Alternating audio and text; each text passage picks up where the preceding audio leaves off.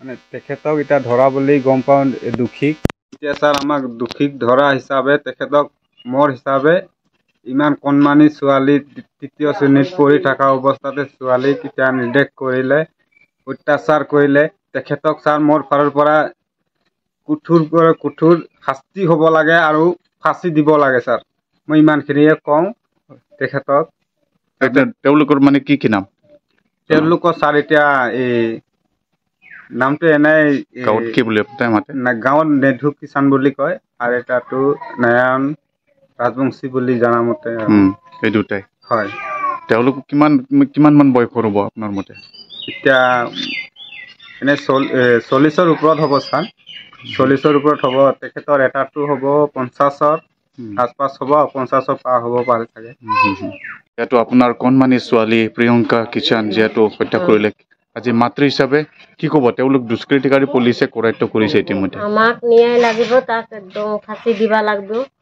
আমাৰ ভাবলক কিবা বোলে ফাঁচিটো দিবা লাগব।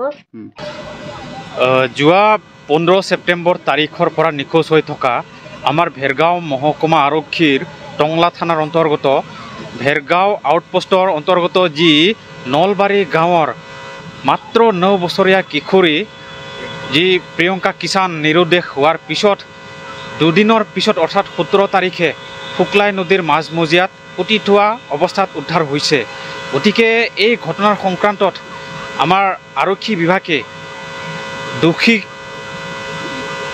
বিচাৰি কেইজনমান লোকক কৰায়ত্ব কৰা বুলি আমি অৱগত।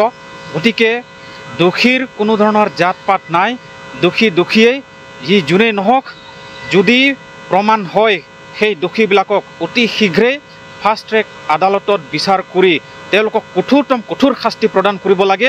আমি সদৌ অসম আদিবাসী ছাত্ৰ সন্থাৰ তৰফৰ পৰা আমি তেনেকুৱা দোষী যদি সাব্যস্ত হয় অতি শীঘ্ৰে ফাষ্ট ট্ৰেক আদালতৰ জৰিয়তে বিচাৰ কৰি তেওঁলোকক ফাঁচীৰ নিৰ্দেশ দিব লাগে।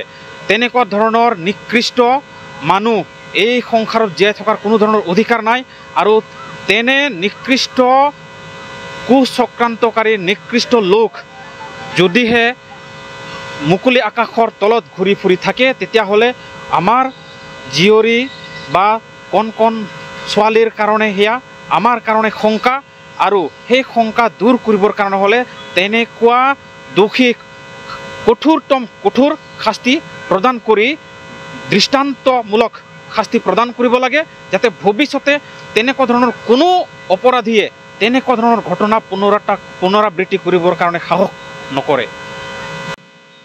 এইটোৱে ক'ব বিচাৰিম, যদি পুলিচে আটক কৰিছে আৰু যদি পুলিচৰ হাতত যথেষ্ট পৰিমাণে প্ৰমাণ আহিছে ইতিমধ্যে, আৰু যদি তেখেতসকল দোষী সাব্যস্ত হৈছে, তেতিয়াহ'লে এই অপৰাধ কোনো কাৰণতে ক্ষমাযোগ্য অপৰাধ নহয়। ইয়াক আইনী প্ৰক্ৰিয়াৰ জৰিয়তে ফাষ্ট ট্ৰেক আদালতৰ জৰিয়তে মই বিচাৰিম যে কঠোৰতম শাস্তি প্ৰদান কৰা হওক, আৰু ৰাইজে মানে সন্তুষ্ট হ'ব লাগিব যে 9 বছৰীয়া তৃতীয় শ্ৰেণীৰ ছোৱালী এগৰাকীক জঘন্যভাৱে নৃশংস হত্যা কৰা হৈছে। লগতে মই এইটো আহ্বান জনাম, অকল এই নিধুৱা ওদালগুৰি জিলাৰ এই আপোনাৰ ধূপগুৰি গাঁৱৰ নিধুৱা কিষাণ বা নাৰায়ণ ৰাজবংশী দুগৰাকী ব্যক্তিক পুলিচে গ্ৰেপ্তাৰ কৰিছে। তেওঁলোকৰ ওপৰত তদন্ত চলি আছে, চলক, সম্পূৰ্ণভাৱে চলক, আৰু যি আইনী প্ৰক্ৰিয়া ল'ব আছে লওক, তেওঁলোকক কঠোৰ শাস্তি প্ৰদান কৰা হওক। কিন্তু লগতে আমি দেখিছোঁ অসমৰ বিভিন্ন ঠাইত এই নাবালিকা ছোৱালীৰ ওপৰত অতি সঘনে মানে অকথ্য নিৰ্যাতন চলিছে, হত্যা হৈছে, ধৰ্ষণ হৈছে। সমগ্ৰ অসমৰ চৰকাৰখনক আৰু গৃহ বিভাগক লগতে প্ৰশাসনক, DGPক মই আহ্বান জনাম যে এই বিষয়বিলাকৰ ওপৰত যথেষ্ট চিৰিয়াছ হ'ব লাগিব, আৰু ৰাইজক সুৰক্ষা দিয়াৰ দায়িত্বটো তেওঁলোকে সম্পূৰ্ণভাৱে পালন কৰিব লাগিব। এইটো আমাৰ আহ্বান। নলবাৰী কিষাণ বস্তিৰ ৰাইজে আমি এটাই ক'ব খুজিছোঁ যে যিয়ে দোষী তেখেতক কঠোৰ তাক ফাঁচি দিব লাগে।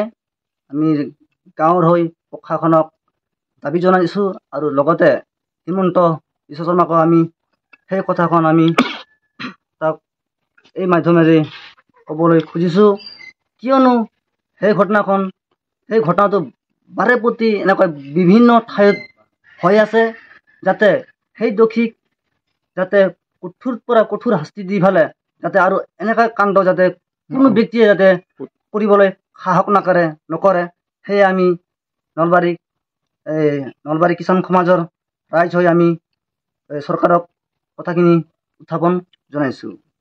ইতিমধ্যে যিহেতু পুলিচে দুগৰাকী ব্যক্তিক মানে কৰায়ত্ব কৰিছে, নামবোৰ কি জানে? হয়, নামটো গাঁৱত নিধু কিষাণ বুলি কয় আৰু লগতে ৰঞ্জিত, আৰু তেখেতৰ লগত থকা যোনজন আমি তেখেতৰ নামটো হৈছে নাৰায়ণ ৰাজবংশী।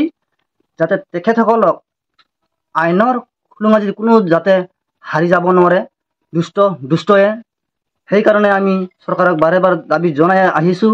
সিহঁতক যেনেকৈ পাৰে তেনেকৈ আমাক চাজাটো সিহঁতক দিব লাগে বুলি আমি চৰকাৰক দাবী জনাইছোঁ।